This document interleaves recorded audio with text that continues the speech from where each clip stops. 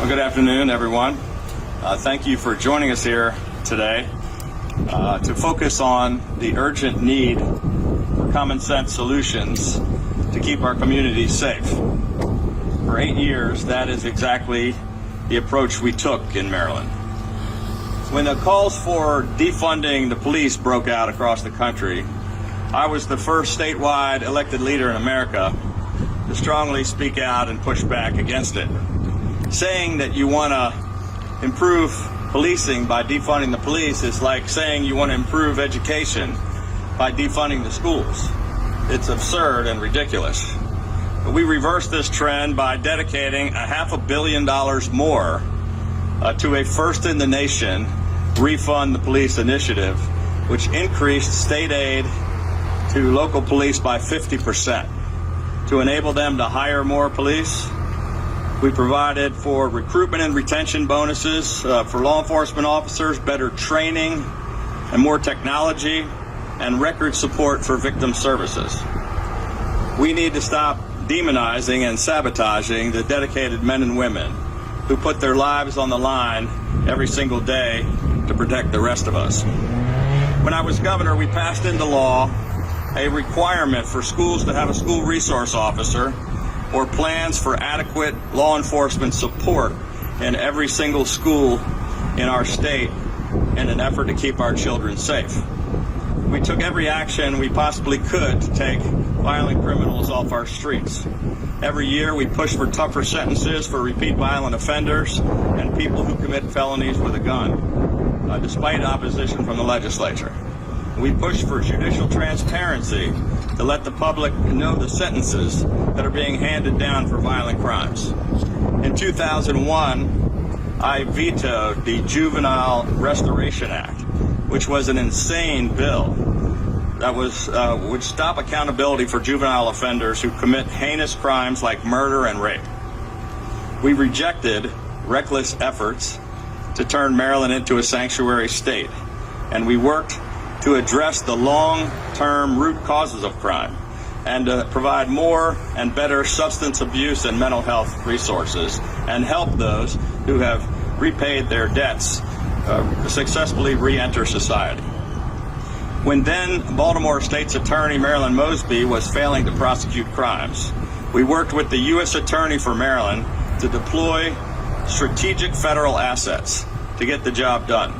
We provided millions of dollars in state funding to support additional staff, including additional Special Assistant United States Attorneys, federal prosecutors for the city of Baltimore, who pursued the Al Capone model of pursuing federal firearms, fraud, and other criminal charges against individuals known to be repeat violent offenders. Those efforts produced results. In 2002, murders in Baltimore began to decline compared to the prior year and are continuing to be lower. Despite that progress, there is still far more work to be done. Sadly, we have seen a tragic rise in crime here in Prince George's County. There is a public safety crisis unfolding in this county as a result of years of deprioritizing and underfunding. And according to recent polls, the rising crime rate is the #1 concern for residents here. And now that the county executive is running for Senate, she is telling voters that violent crime in Prince George's County is down. That is false. The facts tell a completely different story. Since 2018, violent crime has surged. Homicides have nearly doubled. Carjackings have increased more than 500%. My opponent and I have taken completely different approaches to public safety. During the height of the Defund the Police movement, she defunded $20 million for police training that would have helped law enforcement officers accomplish their jobs and stop crime here in Prince George's County. I've recently met with the brave men and women of law enforcement here in Prince George's County to hear their concerns, and they feel ignored and unappreciated by county leadership.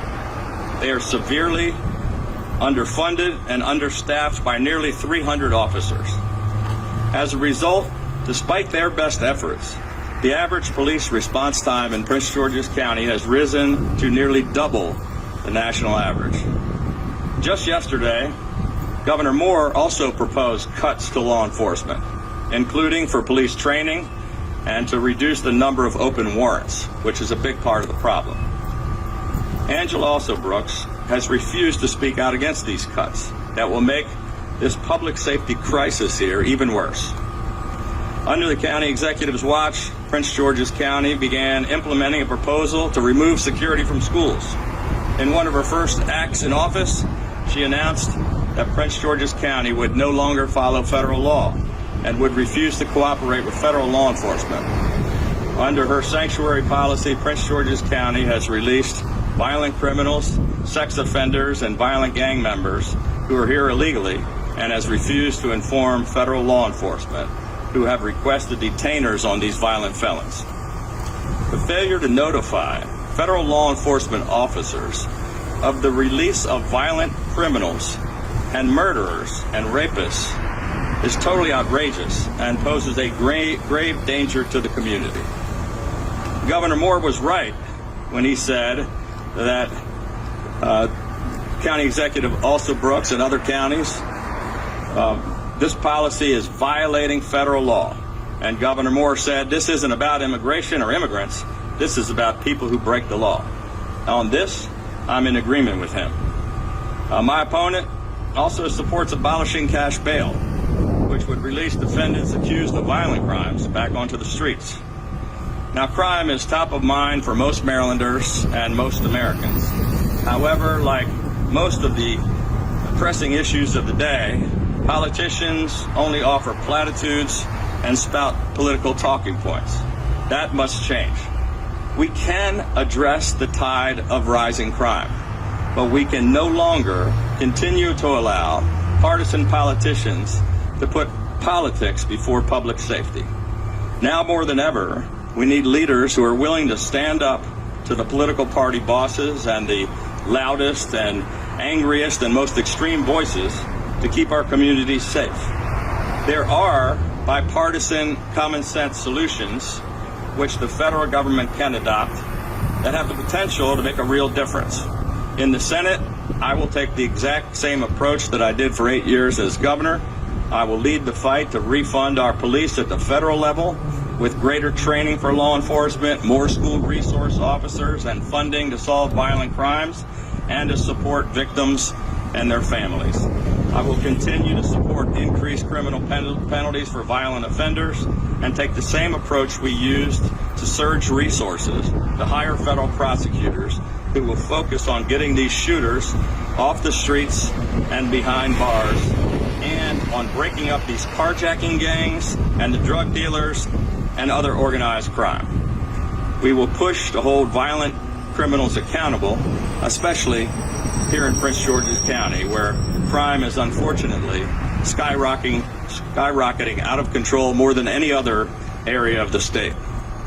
I will work to increase coordination between federal, state, and local law enforcement, just as I did as governor, and I will fight to ensure that local governments are required to follow federal law and that they stop releasing violent felons onto the streets. I'll fight to secure the border and to fix the broken immigration system. And I'll reach across the aisle to bring people in both parties together to support our dedicated men and women of law enforcement and to fight to make our communities safer. We can no longer allow partisan politics and the party bosses to get in the way of public safety. Enough is enough. Enough of the empty rhetoric. It's time for less talk and more action. And let's face it, no one party alone can fix this mess. This is not just about the difference between the right and the left. This is about the difference between right and wrong. And it isn't just your typical fight between Republicans and Democrats. It's more important than that. This is literally a fight for Prince George's County and Maryland's future, and that's a fight that is worth fighting, and it's why I'm running for the United States Senate. So thank you, and I'll be happy